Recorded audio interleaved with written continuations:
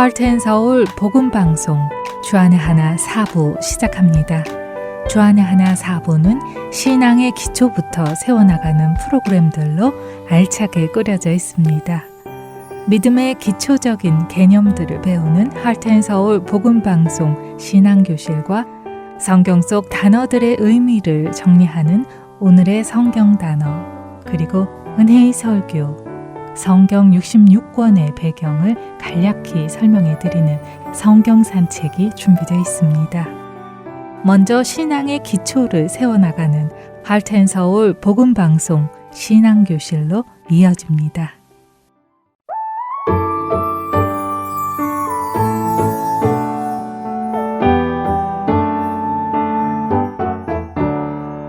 애청자 여러분 안녕하세요. 하트앤서울 복음방송 신앙교실 진행의 정다은입니다. 네, 안녕하세요. 민경은입니다. 지난 시간에 죄성이 많아서 잘못된 길로 가기 쉬운 우리를 하나님은 필요에 따라 훈계를 통해서라도 올바른 방향으로 계속해서 인도해 가신다는 것을 배웠습니다. 훈계의 그 길이 때로는 아프기도 하고 고통스럽기도 하지만 그 길은 밝은 빛으로 인도하는 길이라고 나누었어요. 네, 우리는 그 길을 계속해서 함께 가고 있는데요. 이렇게 죄도 많고 연약하고 참 손이 많이 가는 우리를 하나님께서는 도대체 왜 만드셨을까요? 왜 사람을 창조하셨을까요? 그러게요. 왜 사람을 지으셔서 이렇게도 어려운 구원 사역을 시작하셨을까요? 태초에 사람을 짓지 않으셨으면 예수님께서도 십자가에서 죽지 않으셔도 됐을 텐데요. 맞아요.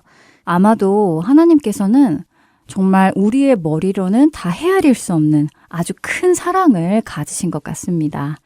우리 한번 이렇게 생각해 보겠습니다. 한 아기가 태어났을 때 그 집안 분위기는 어떤가요? 아이가 태어나면 보통 온 가족이 기뻐하고 완전 축제 분위기가 되죠. 그렇죠. 그래서 한 생명의 탄생은 참 귀하기 때문에 우리는 해마다 생일이 되면 태어난 걸 축하하지요. 존재한다는 것 자체가 기쁨이니까요. 그런데 제가 예전에 청년들 설문조사를 하면서 현재 하고 있는 고민이 무엇인지 물어본 적이 있었는데요. 그때 정말 지금도 잊혀지지 않는 답변이 하나 있었습니다. 저도 그때 기억나요. 저도 그 설문조사에 참여했었던 것 같아요. 네.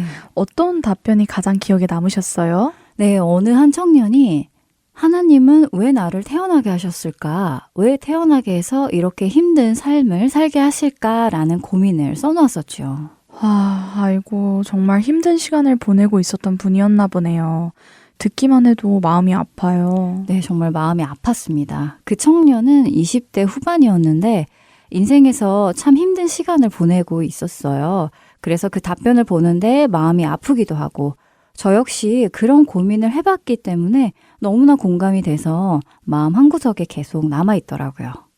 우리가 왜 만들어졌는지 그 이유를 모르면 인생의 방향을 잃어버리기 쉽잖아요. 그러다 보면 삶을 살아갈 기쁨이나 열정도 사라지죠. 맞아요. 계속 살아가야 하는데 내가 왜 존재하는지 그 이유와 목적을 모른다면 길을 왜 가야 하는지 알 수가 없죠. 한 번이라도 나의 존재의 이유에 대해 고민해 보신 분들이 계시다면 오늘은 하나님께서 우리를 왜 만드셨는지 생각해 보는 시간을 함께 가져보길 원합니다. 먼저 우리를 창조하신 그 장면을 다시 읽어보면 좋을 것 같아요. 창세기 1장 26절부터 31절의 말씀 읽어보겠습니다. 네, 창세기 1장 26절부터 읽습니다. 하나님이 이르시되 우리의 형상을 따라 우리의 모양대로 우리가 사람을 만들고 그들로 바다의 물고기와 하늘의 새와 가축과 온 땅과 땅에 기는 모든 것을 다스리게 하자 하시고 하나님이 자기 형상 곧 하나님의 형상대로 사람을 창조하시되 남자와 여자를 창조하시고 하나님이 그들에게 복을 주시며 하나님이 그들에게 이르시되 생육하고 번성하여 땅에 충만하라. 땅을 정복하라. 바다의 물고기와 하늘의 새와 땅에 움직이는 모든 생물을 다스리라 하시니라. 하나님이 이르시되 내가 온 지면에 씨 맺는 모든 채소와 씨 가진 열매 맺는 모든 나무를 너희에게 주노니 너희의 먹을거리가 되리라. 또 땅의 모든 짐승과 하늘의 모든 새와 생명이 있어 땅에 기는 모든 것에게는 내가 모든 푸른 풀의 먹을거리로 주노라 하시니 그대로 되니라. 하나님이 지으신 그 모든 것을 보시니 보시기에 심히 좋았더라. 네, 이렇게 하나님은 자신의 형상을 닮은 인간을 만드셨고 그들에게 생육하고 번성하고 생물들을 다스리는 복을 주기 원하셨지요. 하나님은 하나님이 지으신 창조 세계의 풍요를 인간들과 누리기를 원하셨습니다. 그렇네요. 그리고 저는 여기서 보시기에 심히 좋았더라 라는 말씀이 참 좋은 것 같아요. 우리를 처음 창조하셨을 때에는 참 좋은 모습이었다는 말씀이잖아요. 그렇죠. 하나님께서 목적하신 대로 잘 지어진 상태, 아주 만족스러운 자신의 창조를 보는 느낌이었죠. 하나님이 우리를 만드시고 얼마나 기뻐하셨을지 상상이 잘 안 가요. 마치 예술가가 혼신을 다해 만든 작품을 보며 뿌듯해하는 그런 마음이셨을까요? 비슷하게나마 상상해 볼 수 있을 것 같네요. 하지만 거기에는 다른 큰 차이가 있어요. 어떤 큰 차이요?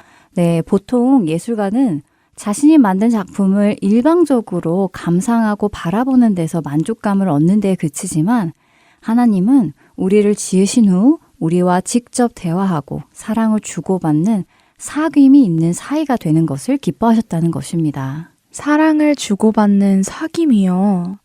와, 그러니까 하나님과 내가 그냥 창조주와 피조물 사이가 아니라 정말 친한 친구처럼 깊이 대화하고 마음을 나누는 그런 사이좋은 관계라는 말씀이신 거죠. 네, 그렇죠.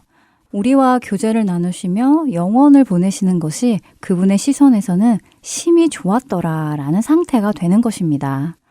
그리고 그렇게 교제를 나누시며 하나님은 우리에게 자신의 모든 사랑을 다 주기를 원하셨어요. 우리가 존재하게 된 진짜 이유도 바로 그 사랑을 받기 위해서인 거죠. 다시 말해 우리를 창조하신 이유는 사랑의 하나님께서 자신의 그 사랑을 주시려고 우리를 지으신 것이군요. 네, 맞아요. 결국 난 왜 태어났을까라는 막연한 질문의 답은 하나님의 사랑을 마음껏 받고 그분과 사랑의 관계에 들어가 참된 행복을 누리기 위해서라고 할 수도 있겠네요. 그렇다고 볼 수 있겠지요. 우리는 누군가에게 보여주기 위해 만들어진 전시용 작품이 아니라 하나님의 사랑을 듬뿍 받으면서 그분과 이야기하고 관계 맺으며 살아가는 사랑의 자녀로 지음받았습니다. 네. 그런데 머리로는 이해가 가는데 마음 한구석엔 여전히 굳이? 라는 의문이 남아요. 굳이요? 네, 사실 부족함 없는 하나님께서 천사나 자연만으로도 충분하셨을 텐데 왜 굳이 죄짓고 원망하고 도망치기 바쁜 우리를 만드셔서 이런 어려운 길을 시작하셨을까요? 우리가 없는 것이 훨씬 속도 편하고 평화로우셨을 것 같은데요. 그러게요. 우리 같은 죄인들이 없는 것이 더 속편하셨을 것 같기도 한데 말입니다. 그런데 우리가 이렇게 의문이 드는 것은 우리의 사랑은 철저히 계산적이며 자기 중심적이기 때문이에요. 우리는 보통 나에게 필요한 게 있을 때에만 무언가를 만들고 나에게 이득이 되는 사람하고만 친해지잖아요. 맞아요. 도움이 되면 가까이 지내고 손해보는 것 같으면 자연스럽게 멀어지기도 하고요. 친구가 되는 것도 내 마음이랑 잘 맞으니까 친구가 되고 그런 거죠. 그렇죠. 가족이라도 나에게 해가 되면 연을 끊기도 해요. 그래서 그런 죄성 가득한 우리의 관점으로 보면 죄도 짓고 하나님께 별 도움도 안 되는 우리를 왜 굳이 창조하셨을까라는 의문이 드는 것입니다. 그렇네요. 솔직히 우리의 사고방식으로는 하나님의 사랑이 이해가 안 되긴 해요. 그런데 중요한 게 있어요. 하나님은 무언가 부족해서 우리를 만드신 분이 아니라는 것입니다. 외로워서도 아니고 무언가를 얻어내기 위해서도 아니에요. 그럼 이유가 뭐예요? 하나님은 하나님 본인께서 사랑을 받기 위해서가 아니라 사랑을 주기 위해서 우리를 지으셨습니다. 사랑을 주기 위해서요? 네, 부모가 아이를 기다리는 마음이랑 비슷해요. 나중에 이 아이가 나한테 뭐 해줄까가 아니라 사랑해줄 대상이 있다는 것 자체가 기쁜 마음이잖아요. 아, 무슨 마음인지 알 것 같아요. 하나님도 그런 마음으로 우리를 사랑의 수혜자로 그리고 그 기쁨을 함께 나눌 자녀로 우리를 창조하신 것입니다. 우리를 통해 본인의 결핍을 채우려고 하신 게 아니라 자신의 넘치는 사랑을 나누어 주고 싶으셨던 거죠. 창조의 기쁨을 함께 누리는 것처럼요. 그렇군요. 우리는 자기중심적이어서 그런 하나님의 마음을 이해하기 좀 어려울 때가 있는 것 같아요. 네, 맞아요. 우리 사랑은 자주 방향이 틀어져요. 주기보다는 받으려고만 하죠. 예를 들면 결혼을 준비할 때 우리는 자연스럽게 저 사람이 나를 얼마나 사랑해 줄까? 나를 얼마나 행복하게 해줄까? 이런 질문을 하게 됩니다. 그러나 반대로 나는 이 사람을 위해 무엇을 더 해줄 수 있을까라는 이 질문은 잘 안 하게 됩니다. 네, 그런 것 같네요. 네, 그러다 보니까 내가 줄 사랑보다 내가 받을 사랑을 더 크게 계산해보고 기대만큼 안 되면 실망하고 사랑이 식었어 라고 말해요. 네, 생각해보면 좀 씁쓸하네요. 네. 우리는 너무 자기중심적인 사랑을 하려고 하는 것 같아요. 그렇죠. 그런데 하나님은 그렇지 않으십니다. 하나님은 우리에게 무언가를 받기 위해서 잘 해주시는 것이 아니라 그분의 사랑이 너무 커서 그분의 긍휼함이 너무 커서 우리가 의롭지 않아도 우리가 선하지 않아도 부르시고 품으시고 하나님의 자녀로 만들어 가시지요. 그냥 사랑의 하나님이어서 그런 건가요? 네, 사랑의 하나님이시기 때문에 그 사랑을 주고 싶으셨기 때문에 우리를 만드신 거예요. 요한일서 4장 16절에서 하나님이 우리를 사랑하시는 사랑을 우리가 알고 믿었노니 하나님은 사랑이시라. 사랑 안에 거하는 자는 하나님 안에 거하고 하나님도 그의 안에 거하시느니라 라고 말씀하시지요. 하나님이 우리를 사랑하시는 사랑을 정말 깊이 경험해보는 우리 모두가 되기를 원합니다. 하나님의 사랑을 알게 되면 내가 하나님께서 뭘 더 주실까를 묻는 게 아니라 이미 독생자까지 내어주신 그 완성된 사랑을 확실히 알 수 있을 것 같아요. 네, 하나님께서 우리를 기뻐하신다는 말씀 구절을 함께 읽어보겠습니다. 먼저 스바냐서 3장 17절을 읽어주세요. 너희 하나님 여호와가 너희 가운데에 계시니 그는 구원을 베푸실 전능자이시라. 그가 너로 말미암아 기쁨을 이기지 못하시며 너를 잠잠히 사랑하시며 너로 말미암아 즐거이 부르며 기뻐하시리라 하리라. 네, 그리고 에베소서 1장 4절과 5절입니다. 곧 창세전에 그리스도 안에서 우리를 택하사 우리로 사랑 안에서 그 앞에 거룩하고 흠이 없게 하시려고 그 기쁘신 뜻대로 우리를 예정하사 예수 그리스도로 말미암아 자기의 아들들이 되게 하셨으니 하나님께서 우리를 얼마나 기뻐하시는지 볼 수 있는 구약과 신약의 말씀 구절입니다. 와, 하나님 정말 너무 감동적인 것 같아요.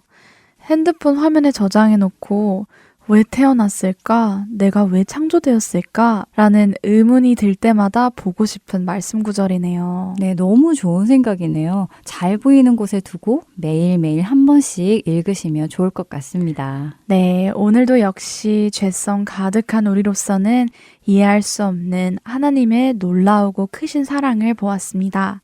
하나님은 사랑이시기 때문에 우리와 창조된 모든 것을 누리며 사랑의 교제 나누시길 원하셔서 우리를 지으셨다는 것을 알기 시작했어요. 앞으로 그 사랑을 더 깊이 알게 되는 우리 모두가 되기를 소원하며 오늘 여기에서 마치겠습니다. 네, 저희는 다음 시간에 뵙겠습니다. 안녕히 계세요. 네, 안녕히 계세요.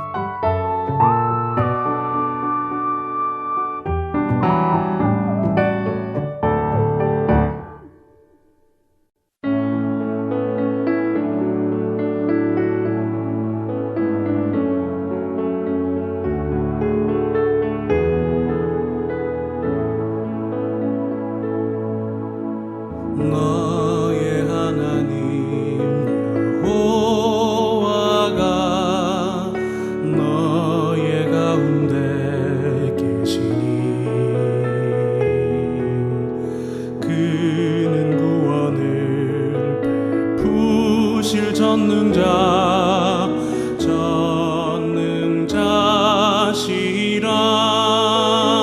전능자시라. 그가 너로 인하여 기쁨을 이기지 못하시며 너를 잠잠히 사랑하시리라.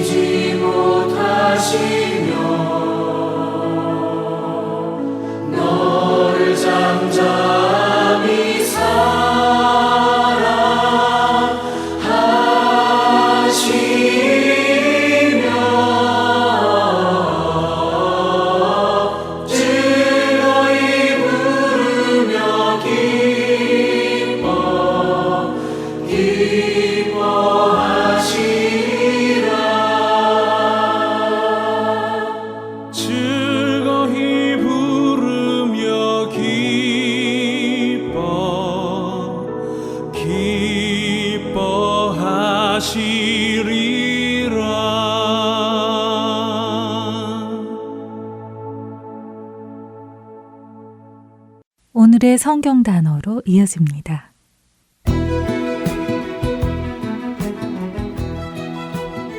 오늘의 성경 단어 엘로힘. 대부분 우리는 이름을 하나씩 가지고 있습니다. 물론 별명을 몇 개씩 가지고 있는 사람들도 있지만요. 그런데 성경을 보면 하나님도 여러 가지 이름으로 불리는 것을 보게 됩니다. 그리고 그 이름 안에는 하나님의 성품이 담겨 있는 것을 알 수 있는데요. 하나님의 성품이 담긴 호칭 중 하나인 엘로힘. 오늘의 성경 단어입니다. 엘로힘은 창세기 1장 1절인 태초에 하나님이 천지를 창조하시니라 라는 말씀에서부터 등장합니다. 히브리어 단어인 이 엘로힘은 엘이라는 신성, 신을 뜻하는 단어에서 파생된 복수형 단어입니다. 특히 엘에는 전능한 또는 강한이라는 의미도 담겨 있는데요. 신이라는 존재는 인간의 능력을 넘어선 강하고 모든 것이 가능한 존재를 의미합니다. 창세기 1장 1절은 바로 이 엘로힘, 강한 존재가 천지를 창조하며 세상이 시작된 것을 알려주십니다. 이것을 다른 말로 하면 천지를 창조할 수 없다면 엘로힘이라 불릴 수 없다는 의미이기도 하지요. 누군가 신이라 불릴 수 있으려면 그 존재는 천지를 창조할 수 있어야만 합니다. 하나님께서 천지를 창조하실 때 하나님이 계셨고 말씀이 계셨고 그리고 성령님이 계셨습니다. 요한복음 1장은 그 말씀이 바로 육신이 되어 우리에게 오신 예수님이시라고 증언하고 계시죠. 엘로힘은 하나님의 칭호로 가장 많이 쓰이는 히브리 단어로 구약에서는 2500회 이상 쓰였습니다. 전능하고 강하고 창조의 능력을 가지신 유일한 신이 바로 엘로힘, 하나님이십니다. 창조주 하나님을 기억하는 시간 되시기 바랍니다. 오늘의 성경 단어 여기에서 마칩니다.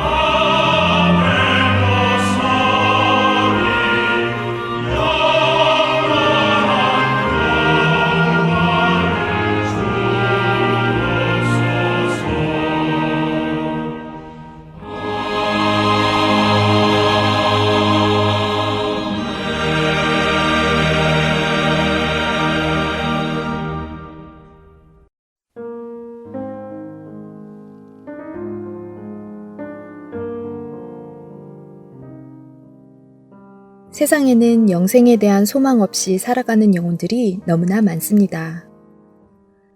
하트앤서울 복음방송은 절망 가운데 살아가고 있는 이들에게 진정한 소망이신 예수님을 전하는 메신저입니다. 열방에 흩어져 길을 잃고 소망 없이 살아가고 있는 영혼들에게 예수 그리스도의 생명을 전합니다. 이 귀한 사역에 방송 원고로, 목소리로, 번역, 기도와 후원 등 여러 모양의 동역으로 참여하기 원하는 분들은 전화번호 602-866-8999로 연락 주시기 바랍니다.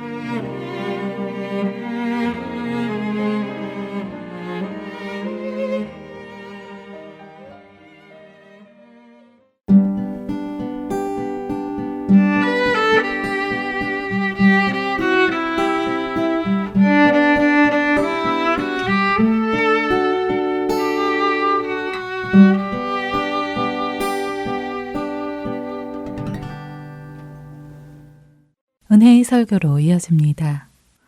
오늘은 성남시 수정구에 위치한 우리는 교회 박광리 목사님께서 시편 1편 1절에서 4절을 본문으로 복음 받은 자의 생활이라는 제목의 말씀 전해 주십니다. 은혜의 시간 되시길 바랍니다.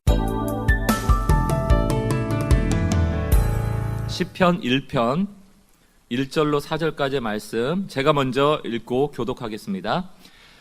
복이 있는 사람은 악인들의 꾀를 따르지 아니하며 죄인들의 길에 서지 아니하며 오만한 자들의 자리에 앉지 아니하고 오직 여호와의 율법을 즐거워하여 그의 율법을 주야로 묵상하는도다. 그는 시냇가에 심은 나무가 철을 따라 열매를 맺으며 그 잎사귀가 마르지 아니함 같으니 그가 하는 모든 일이 다 형통하리로다. 악인들은 그렇지 아니하며 오직 바람에 나는 겨와 같도다. 아멘. 우리가 신앙생활하면서 가장 중요한 전제, 강조하고 또 강조해도 지나치지 않는 그 전제가 뭐냐면 우리는 이미 가장 큰 복을 받았다라는 것입니다. 우리는 이미 가장 큰 복을 받았다. 구약에서 복이라는 단어가 나오면요, 신약의 용어로 대체하면 그게 은혜라는 단어로 대체하면 돼요. 그러니까 우리는 이미 우리 인생에서 받을 수 있는 가장 큰 은혜를 받은 자이다를 선언하는 것이 신앙생활의 전제예요. 자, 그렇다면 우리가 신앙생활하면서도 두 부류의 사람으로 구분할 수가 있습니다. 우리가 이미 구원의 복을 받았는데 이미 구원의 복을 받았다라고 선언하는 정체성을 가진 성도가 있고요. 구원을 받았음에도 불구하고 나는 여전히 내가 원하는 물질의 복이나 소유의 복이나 기도 제목의 응답을 받지 못했기 때문에 나는 복을 받지 못했다라고 불평하는 정체성을 가진 사람, 이 두 부류의 사람이 여전히 혼재하고 있다. 여러분은 어떠세요? 여러분 신앙생활하면서 어떤 전제를 가지고 신앙생활하고 있습니까? 고난 속에 있었던 대표적인 성경의 인물을 꼽으라면 욥입니다. 욥이 위대한 이유가 어디에 있는가? 그는 자신의 소유를 다 잃어버렸어요.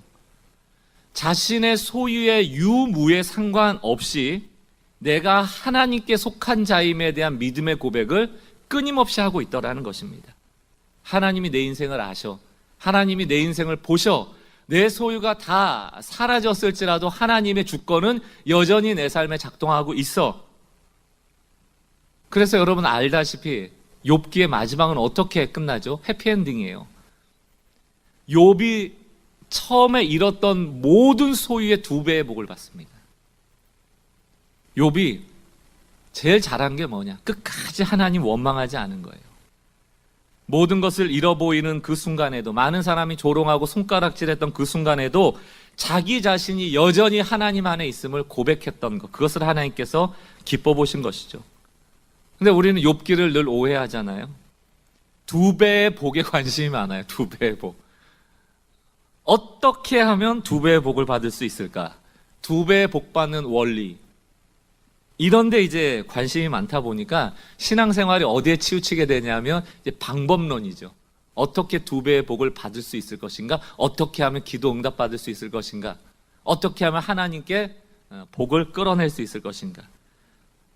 그러나 신앙생활은 관계 맺기라고 늘 말씀드리지 않았습니까? 욥기는 2배의 복에 관심이 있는 것이 아니고 몇 배의 복이라도 우리에게 주실 수 있는 하나님이 우리와 함께 하심에 대한 이야기죠. 우리에게 주어지는 은혜, 은택, 복이 어디로부터 오는가, 그 공급이 어디로부터 오는가에 대한 이야기입니다. 어디로부터 옵니까? 하나님으로부터 온다. 그러므로 신앙은 오직 하나님께 집중하는 것이다라는 것을 강조하는 것이 욥기입니다. 근데 여러분 욥을 자세히 보시면 욥기의 출발점이 어떻게 되는가? 욥이 당한 고난의 출발점이 어떻게 되는가? 하나님이 허용하신 고난이에요. 딱히 욥이 무슨 잘못을 했기 때문에 그 잘못 때문에 고난을 받는다라고 나오는 것이 아니고 이는 세상의 의로운 자라라고 설명을 해놓은 다음에 고난을 허용하시는 거예요. 그러면 우리 같으면 따질 수 있잖아요. 내가 뭘 잘못했다고? 왜 나를 저주하냐고?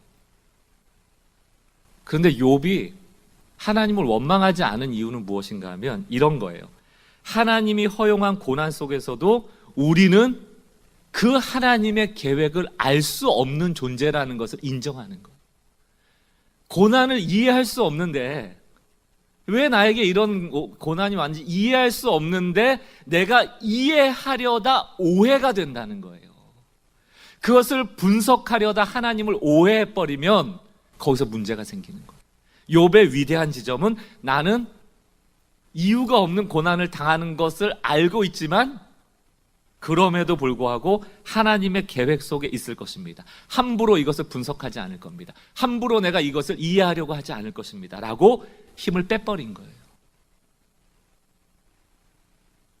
그래서 여러분, 욥이 얼마나 재밌는 말씀이냐면요, 이유 없이 고난을 당하는데 욥의 마지막에 가면 회개합니다. 욥이 재밌지 않아요? 이유 없이 고난을 당하는데 욥의 결론은 회개예요. 왜 회개일까요?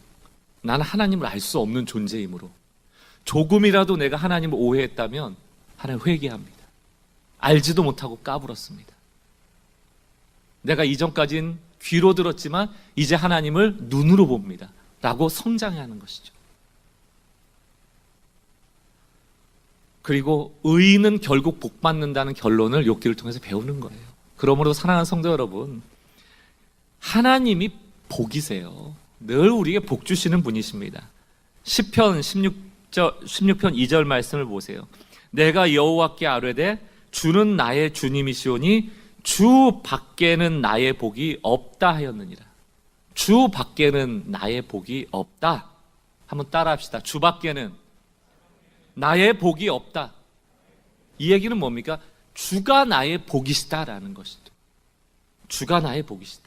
그러므로 우리가 하나님의 자녀가 되었다, 우리가 구원받았다는 얘기는 무엇인가 하면 나는 지금 하나님의 복 안에 있다는 얘기예요. 이것을 인정할 때 비로소 우리는 신앙생활하면서 우리 인생에 굉장히 본질적이고 궁극적인 질문을 하면서 살아갈 수가 있어요. 질문이 바뀝니다. 우리가 종교인으로서 어떻게 하면 2배의 복을 얻어낼 것인가를 생각하기만 하면 늘 신앙생활하면서 하는 질문이 뭐냐면 어떻게 해야 복받을 수 있을까? 어떻게 해야 복받을 수 있을까? 이게 늘 우리의 저급한 질문이에요. 그런데 우리가 이미 복 안에 있다는 것을 깨달을 때 우리의 질문은 바뀝니다. 어떻게? 복을 받은 우리가 어떻게 살아야 할까? 복 받은 우리가 어떻게 살아야 할까? 이 질문이 바뀌어져요. 불행한 인생이 어떤 인생인지 아세요?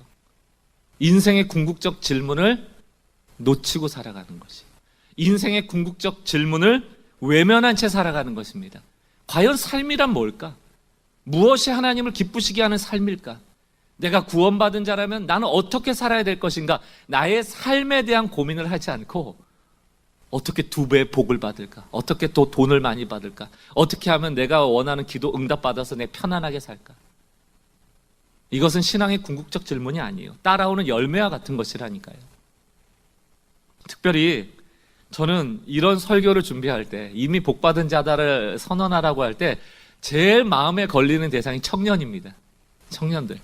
청년들이 과연 이런 얘기를 어떻게 들을까? 여기 만약 청년이 있으면 당신은 지금 이미 복받고 있다고, 복받은 자라고 이러면 아마 그 청년이 저를 향해서 아유, 저 목사님 정말 세상 물정 모르는 꼰대시네, 정말 현실을 잘 모르고 하는 동떨어진 설교를 하고 계시네, 이렇게 얘기할까 두려워요. 왜 그렇습니까? 그럴 만도 한 게 지금 사회의 분위기나 사회의 현실이 어떻습니까? 청년들이 왜 절망하고 있습니까?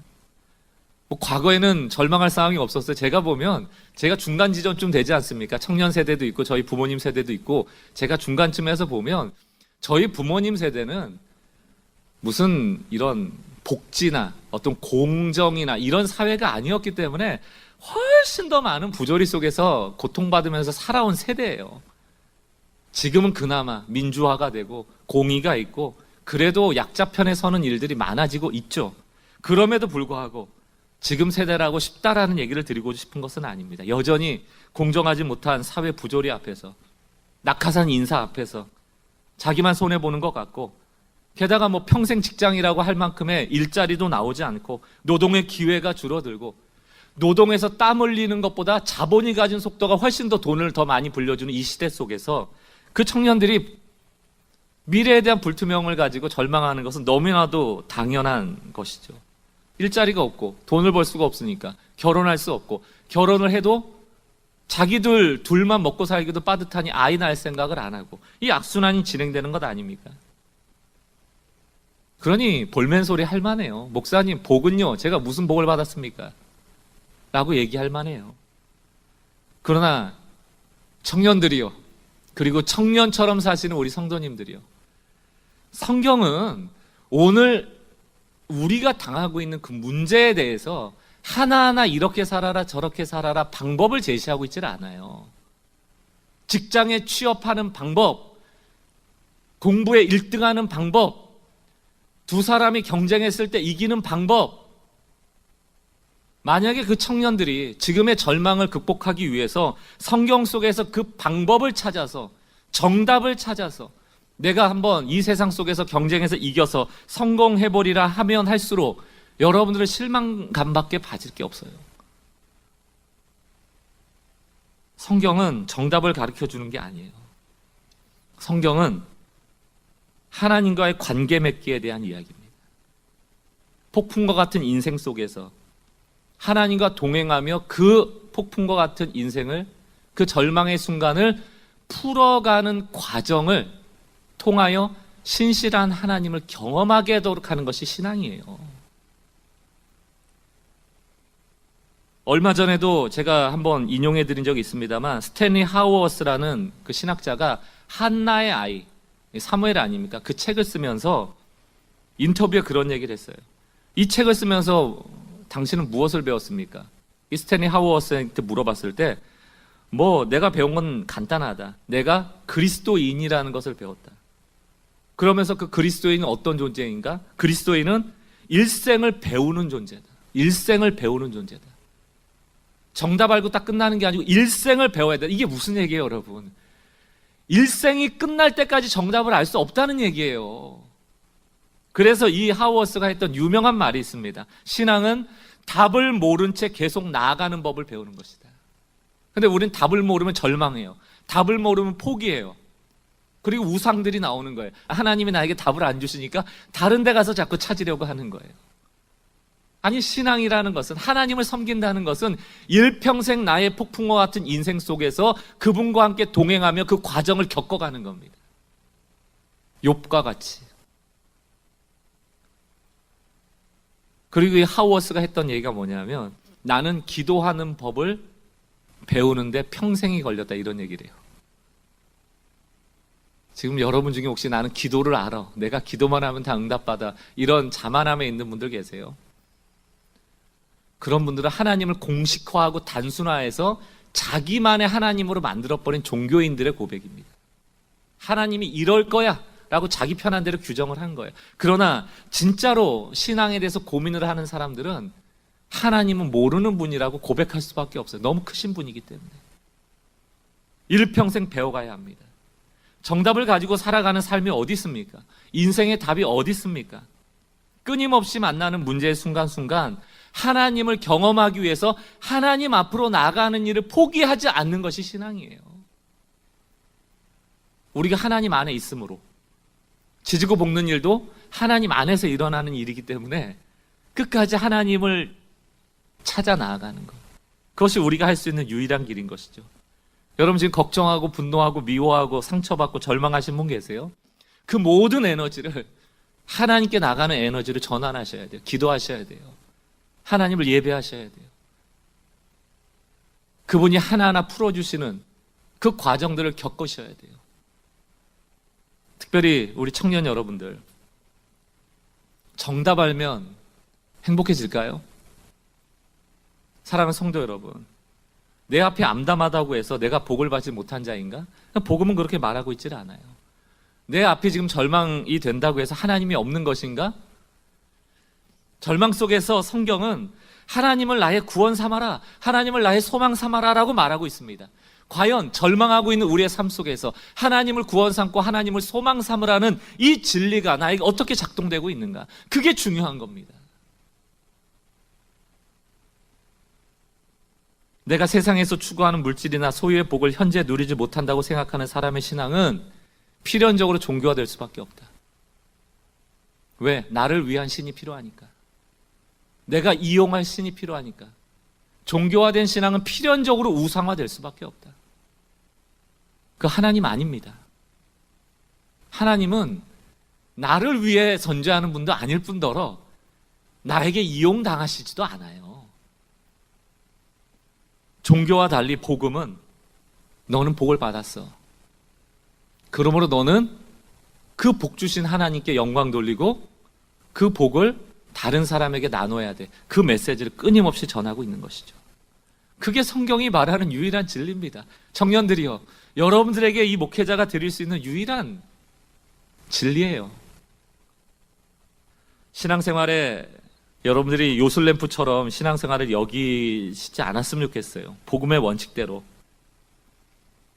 기도하고 하나님 의지하면 하나님이 인도하신다라는 이 지루해 보이는 원리대로 살아가시는 성도들 되시기 바라고요. 여러분 다 복 받으셨으니까 그 복 받았다는 것을 인정하고 좀 나눌 수 있는 선한 사람들 되시기 바랍니다. 당연히 복 받은 자인 것을 알면 좀 덜 경쟁하게 되고 덜 미워하게 되고 덜 이기적이 되겠죠. 이타적인 삶이 우리의 삶에 추구해야 될 목적, 방향성이 될 것입니다. 그런데 놀랍게도 성경은요, 선한 사람이 되고 이타적인 사람이 되는 것조차도 그 목적이 복 받는 데 있지 않다라고 말하고 있어요. 우리 그럴 때 많잖아요. 복음적으로 산다 그러면 내가 착하게 살아야지, 죄 짓지 않고 살아야지, 착한 사람한테 하나님 복 주신대. 늘 우리는 이렇게 또다시 복으로 결론이 귀결될 때가 많거든요. 마태복음 5장 16절 말씀을 잘 보세요. 이같이 너희 빛이 사람 앞에 비치게 하여. 너희 빛이라는 게 뭡니까? 너희가 복받은 사람으로서 선한 행실이, 나눔이, 이타적인 삶이, 사람을 돕는 것이 사람들한테 비춰질 때, 그러면 그 착한 행실로 너희가 복받을 것이다, 이렇게 안 나와요. 하나님께 영광 돌리라. 너에게 복 주신 그 하나님께 영광 돌리라. 어떤 사람은 복을 목적으로 또 착한 사람이 되려고 해요. 그러나 하나님은 하나님께 영광이 되는 존재가 되라고, 선한 사람이 되라고 합니다. 오늘 우리가 읽은 본문 시편 1편도 마찬가지입니다. 어떻게 시작합니까? 복이 있는 사람은 악인들의 꾀를 따르지 아니하며, 이렇게 시작을 해요. 복이 있는 사람. 이 시편 1편이 언제 가장 많이 설교되어질까요? 신년 예배입니다. 1월 첫째 주. 왜 이런 말씀을 고를까? 여러 가지 이유가 있겠죠. 그러나 시편 1편이 혹시 복 받으려면 악인의 꾀를 따르지 말고 죄인의 길에 서지 말고 오만한 자리에 앉지 마라를 강조하는 설교로 복 받는 원리를 가르치려고 했다라고 한다면 시편 1편을 오해하는 것이죠. 죄인의 길에 서지 않고 악인의 꾀를 따르지 않고 오만한 자리에 앉지 않으면 하나님 좋아하시죠. 그러나 이것은 그렇게 하면 복을 받을 거야를 강조하는 것이 아니고 뭐라고 되어 있습니까? 복이 있는 사람은. 무슨 얘기입니까? 복 받으려면이 아니고 이미 은혜를 아는 사람은 은혜를 받은 사람의 열매라니까요. 너가 이미 하나님의 공급을 받고 있기 때문에, 너가 하나님의 보호를 받고 있기 때문에, 너는 하나님의 인도를 받고 있기 때문에, 너가 하나님의 은혜를 받고 있기 때문에, 너가 하나님의 복을 받고 있기 때문에 악인의 꾀를 쫓을 필요가 없어. 죄인의 길에 설 필요가 없어. 오만한 자리에 서서 경쟁할 필요 없어. 이겨서 얻어내려고 그렇게 아둥바둥 살 필요 없어. 왜? 너는 이미 하나님께 복을 받고 있으니까. 그 뜻이에요. 그러므로 2절 뭐라고 되어 있습니까? 우리는 은혜 받는 자임으로 오직 뭐 하면 되는 거예요? 여호와의 율법을 즐거워하며 그 율법을 주야로 묵상하는 도다. 왜? 하나님의 복이 있으니까. 좋으니까.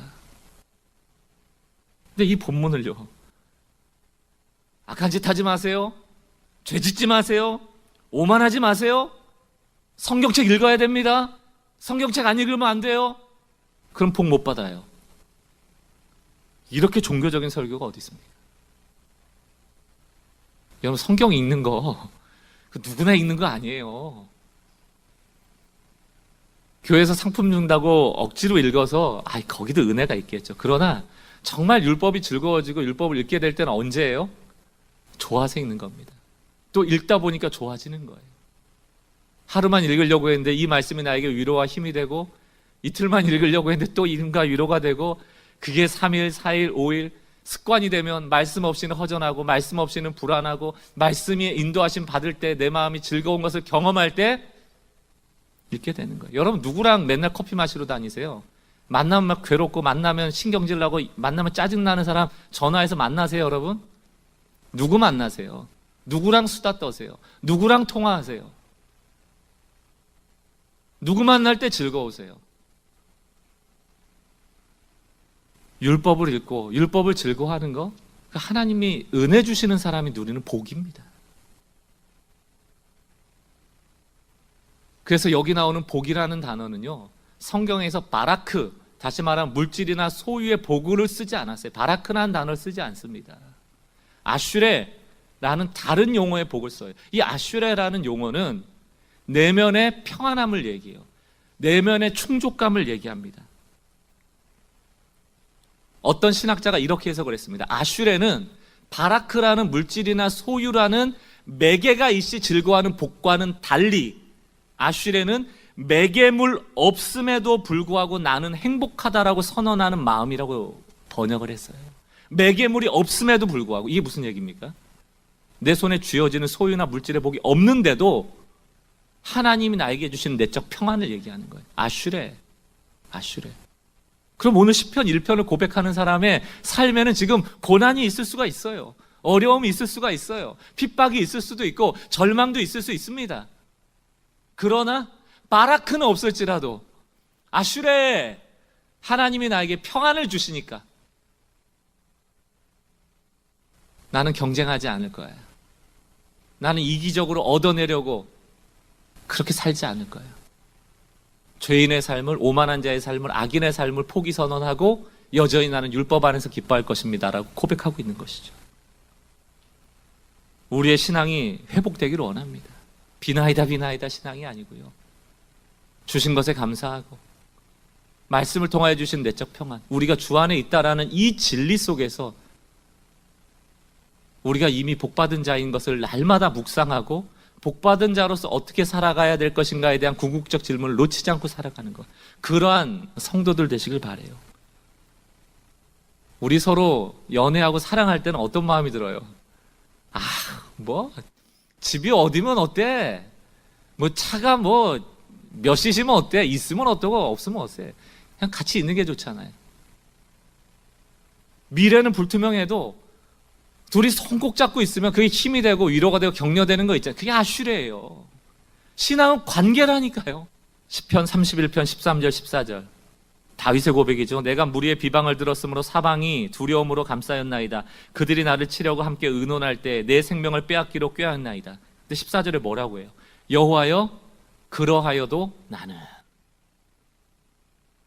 주변에는 절망이 감싸고 있는데 14절 뭐라고 얘기해요? 여호와여, 그러하여도 나는. 이게 한 주간 여러분의 고백 되시기 바라요.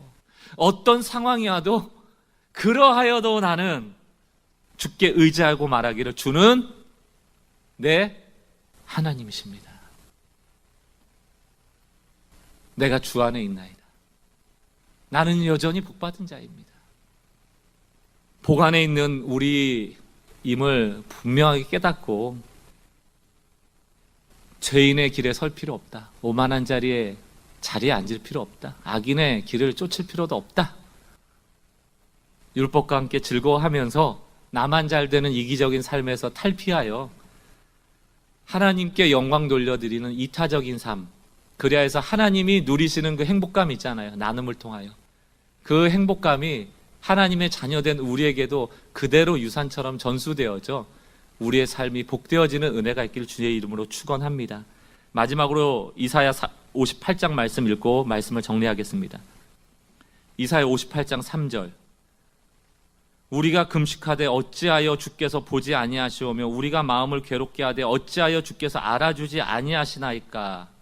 이게 뭐냐면 열심히 금식한 거예요. 열심히 하나님께 기도한 거예요. 그런데 하나님의 응답이 없어요. 그러니까 짜증이 났어요. 아니 이렇게까지 내가 금식을 하는데 왜 아무 반응이 없습니까? 이걸 다른 말로 해석하면 이렇게 헌금하는데, 이렇게 봉사하는데, 이렇게 기도하는데, 이렇게 비나이다 바라는데, 거기다가 지금 40일 금식하는데 하나님 왜 응답을 안 해주세요? 왜 응답 안 해주시는가? 결론은 하나, 이기적인 기도기 때문에 그래요. 나옵니다. 3절 후반절.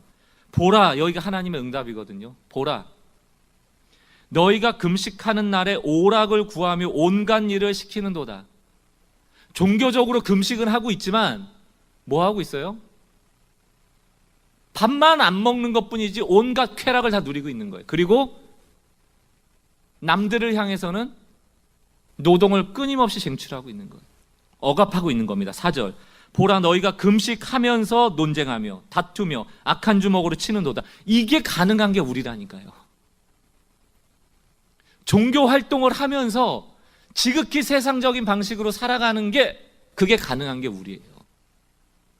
4절 중반절. 너희가 오늘 금식하는 것은 너희의 목소리를 상달하게 하려는 것이 아니니라. 5절. 이것이 어찌 내가 기뻐하는 금식이 되겠으며 이것이 어찌 사람이 자기의 마음을 괴롭게 하는 날이 되겠느냐. 그의 머리를 갈대같이 숙이고 굵은 배와 재를 펴는 것이 어찌 금식이라 하겠으며 여호와께 연락될 것이라고 하겠느냐. 하나님은 우리의 겉모습에, 정교하에, 가식에 결코 속지 않으신다. 그러므로 이 짧은 인생 왜 종교적 신앙생활을 하겠냐고요. 시간이 아까운 겁니다. 시간이 너무 아까운 거예요. 사람하고 싸우고 교회에서 한 자리 차지하려고 그러고 목소리 높여갖고 영향력 행사하려고 하고 뭐 알아주길 바라고 인정받기를 원하고 시간이 너무 아깝다니까요. 우리가 이렇게 신앙생활 할 때가 아닙니다. 6절. 내가 기뻐하는 금식은 저 사람의 흉악의 결박을 풀어주고 저 사람의 멍에의 줄을 끌어주고 저 사람의 압제를 자유케 하는 그러한 금식이다. 그러한 고난이다. 그것으로 인해서 고통받는 것이다. 종교에서 벗어나십시오. 종교 활동에서 벗어나십시오. 엉뚱한 신을 붙잡고 내가 통제할 수 있는 신을 만들고 우상을 만들어서 결국 내가 원하는 것을 얻어내려고 하는 신앙에서 다 내려오셔야 돼요. 복음의 사람이 되시기 바라고, 그러기 위해서는 내가 하나님의 복 안에 있음을 믿으시길 바랍니다. 내가 큰 복을 받은 자다. 큰 복을 받은 자다. 오늘 이렇게 말씀을 정리하면서 우리 옆에 계신 분도 계시고 뭐 보통 가족들이실 텐데요. 혼자 계신 분들은 혼자 선언하시고, 우리 가족들 또 옆에 계신 분 있으면 이렇게 선언해 주세요. 당신은, 이게 정말 위로가 되길 바랍니다. 하나님의 음성이 되길 바라요. 당신은 하나님 안에 있습니다. 같이 한번 축복합시다. 또 이렇게 축복해 주세요. 당신은 복받은 자입니다. 아멘. 아멘. 이것에서 벗어나는 순간 우리는 정말 길을 잃고 방황하는 종교생활을 할 수밖에 없다. 기억하시길 바라요. 오늘 우리에게 복 주시기를 행복해 하시는 그 주님 앞에 우리도 찬양했으면 좋겠는데, 우리의 위로, 격려 이런 거 다 내려놓고요. 뭐 찬양에 은혜 받고자 하는 마음도 다 내려놓고 오늘은 고스란히 하나님께 영광을 돌려드리는 찬양을 했으면 좋겠어요. 여러분, 성경을 보다 보면 송축이라는 단어가 나옵니다. 송축. 하나님을 송축합니다. 이런 단어가 나오잖아요. 그거를 직역하면 어떤 뜻인지 아세요? 내가 하나님을 송축합니다라는 뜻을 원어대로 번역하면 이렇게 됩니다. 나는 하나님을 축복합니다. 이렇게 돼 있어요. 근데 우리가 하나님께 복을 줄 수가 있어요? 우리가 뭐가 있어서 하나님 복을 주고, 우리가 드린다고 해서 하나님께 아쉬운 게 없는 분이시잖아요. 모든 걸 갖고 계시는 분인데 우리가 뭘 드리겠어요? 저는 송축을 오늘 말씀 가운데 적용해서 해석해보자면 이런 거예요. 하나님은 우리에게 복을 주심으로 행복해 하시는 분이에요. 우리에게 은혜 주심으로 행복해 하시는 분이에요. 우리가 하나님을 오롯이 찬양하고 그분을 송축한다는 건 무엇인가? 우리는 비록 나눌 것이 없고 초라한 오병이어와 같은 것, 과부의 두랩돈 같은 것을 하나님께 드릴 수밖에 없는 것이지만, 마음을 다하여 하나님께 나누고자 할 때, 영광을 드리고자 할 때, 하나님을 축복하자는 이 복을 상호 교환하고자 할 때 우리가 행복해지는 거예요. 우리는 늘 위로받는 찬양, 내게 은혜되는 찬양, 공감되는 찬양, 내가 눈물을 흘릴 수 있는 찬양, 이런데 또 요즘 현대인들은 너무 익숙해지고 있다. 그러니까 복은 상호 교환함으로 행복해지는 것이라면, 하나님이 우리에게 복 주심으로 행복해하고 계시다면 우리도 하나님께 복을 드리기 원하는 마음을 가지고 찬양하는 거예요. 여러분의 상황과 형편에 상관없습니다. 우리가 복 받은 자라면 오늘 주님 복 주셔서 감사합니다. 내 마음과 정성과 뜻과 내 소리를 제물 삼아 하나님 영광 돌려드립니다. 오늘 우리의 찬양을 주님 받아주세요. 이 마음을 가지고 우리의 마음을 다들 하나님께 찬양의 선물을 올려드리기 바랍니다. 주님 큰 영광 받으소서. 주님 큰 영광 받으소서. 홀로 찬양 받으소서. 모든 이름 위에 뛰어난 그 이름, 온 땅과 하늘이 다 찬양해. 겸손하게 우리 무릎 꿇고 주 이름 앞에 영광 돌리세.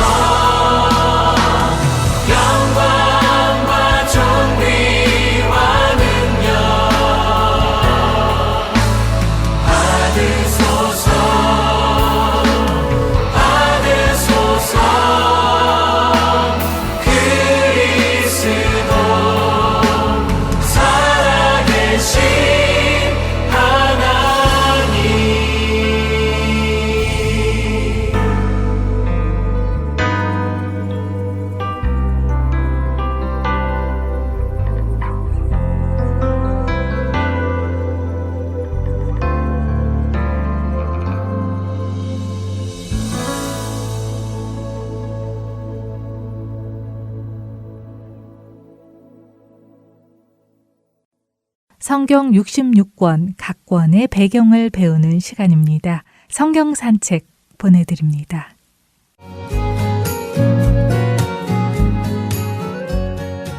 애청자 여러분 안녕하세요. 성경 산책 진행의 한혜진입니다.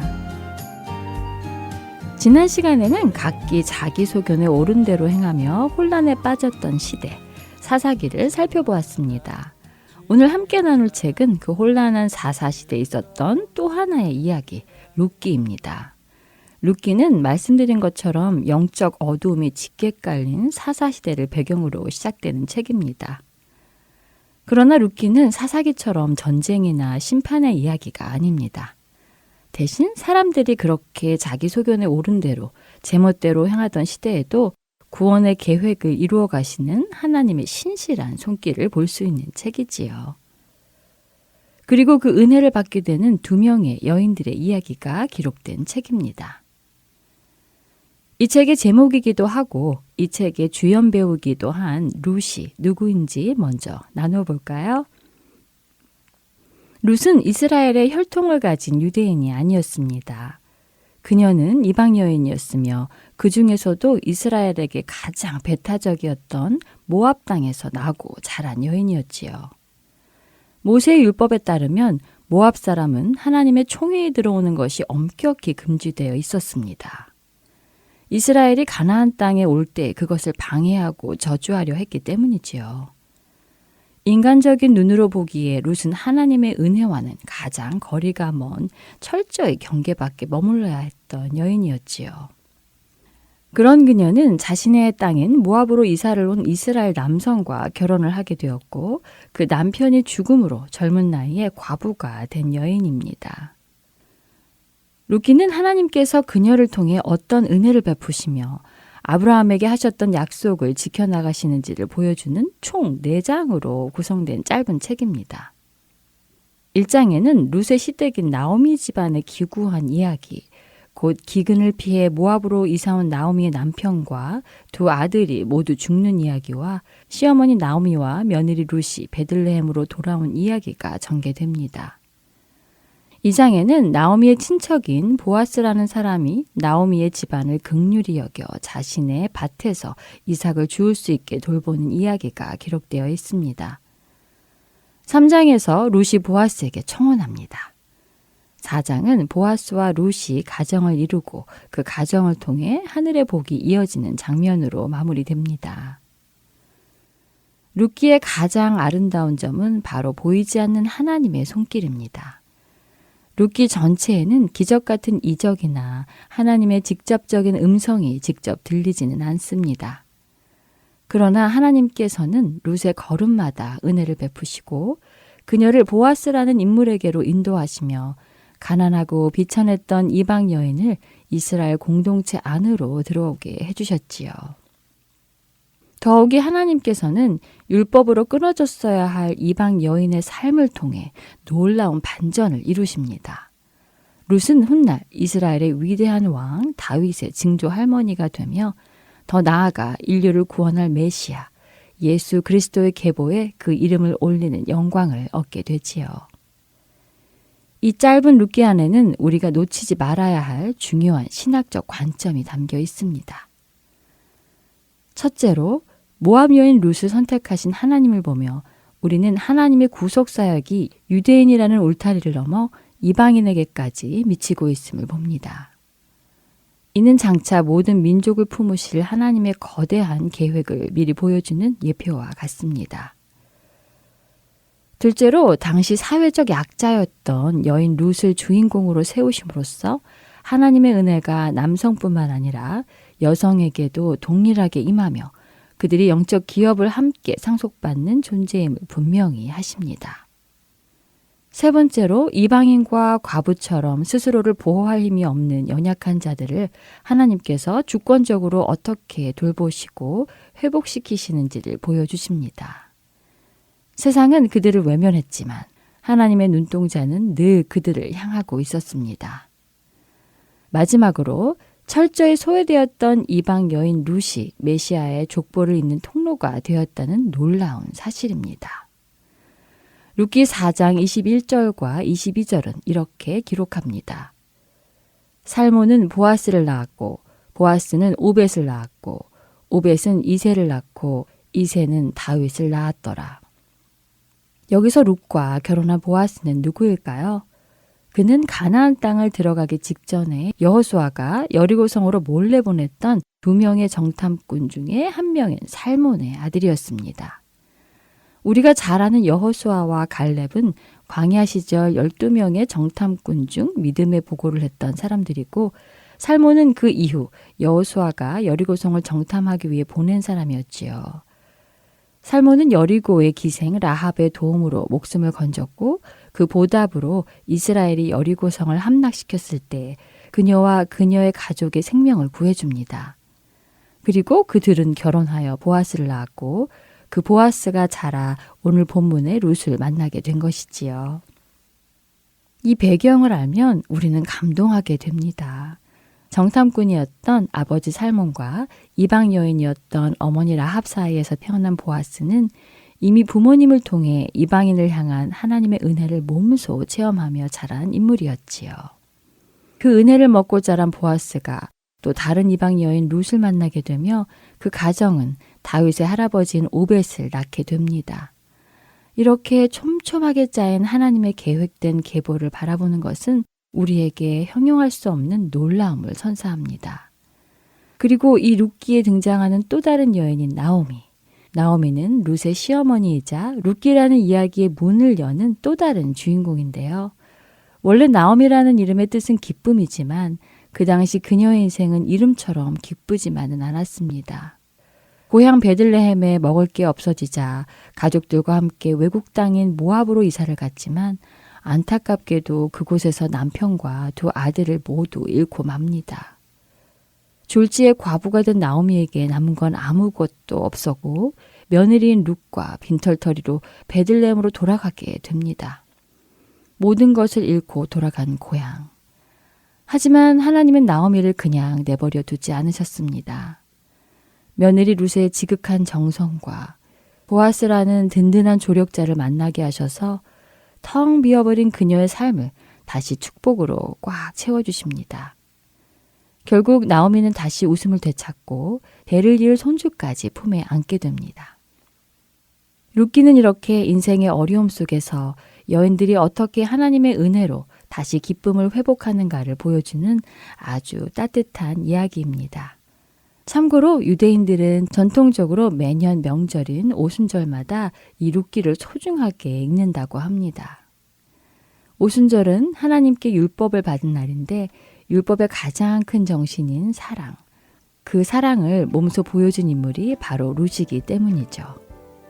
또한 룻기의 배경인 보리추수 시기가 오순절과 겹치기도 하고 룻의 후손인 다윗 왕을 기리기 위한 목적도 있다고 하지요.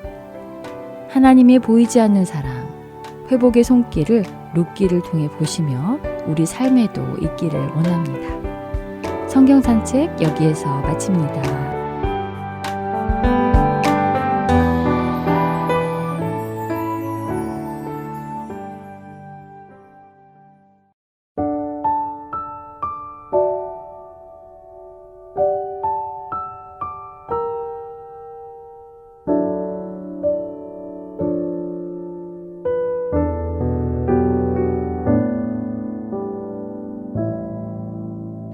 어두운 밤 두려움 몰려올 때 내가 유일하게 의지할 수 있는 것 날 건져주실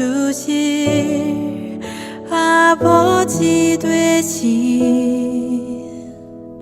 하나님뿐입니다.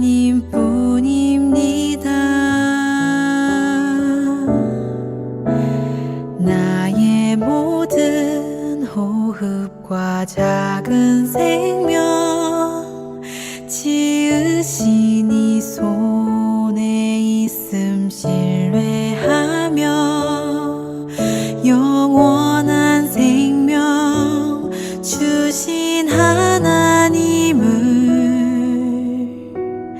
높여드립니다.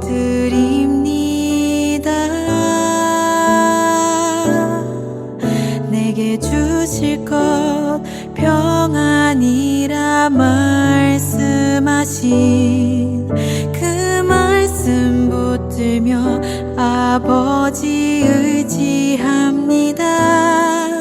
깊은 어둠 나를 안아 건져주실 오직 한 분, 나의 아버지 하나님뿐입니다.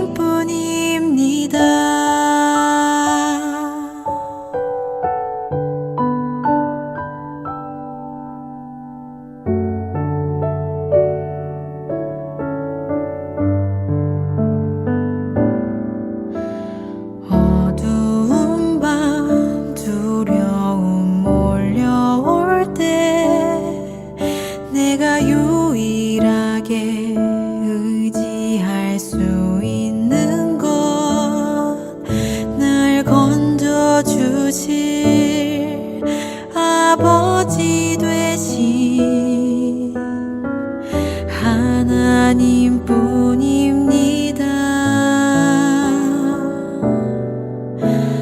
나의 모든 호흡과 작은 생명 지으신 이 손에 있음 신뢰하며 영원한 생명 주신 하나님을 높여드립니다.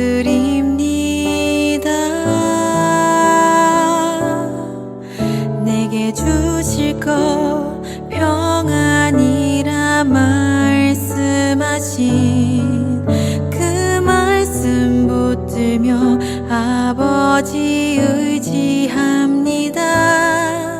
깊은 어둠 나를 안아 건져주실 오직 한 분, 나의 아버지 하나님뿐입니다.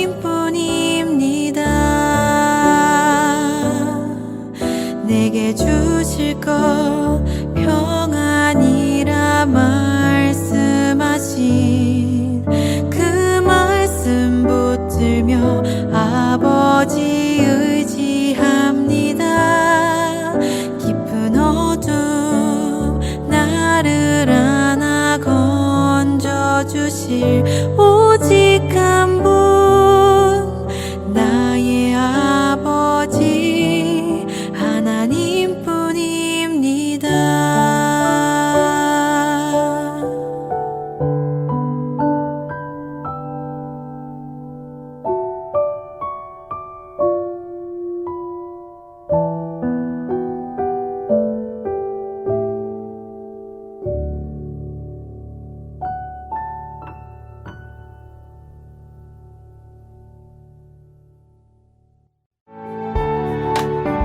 하나님을 더 알아가시고 하나님께 더 가까이 가신 시간이 되셨기를 바라며 주안의 하나 4부 오늘 순서를 마칩니다. 다음 주에 뵙겠습니다. 안녕히 계세요.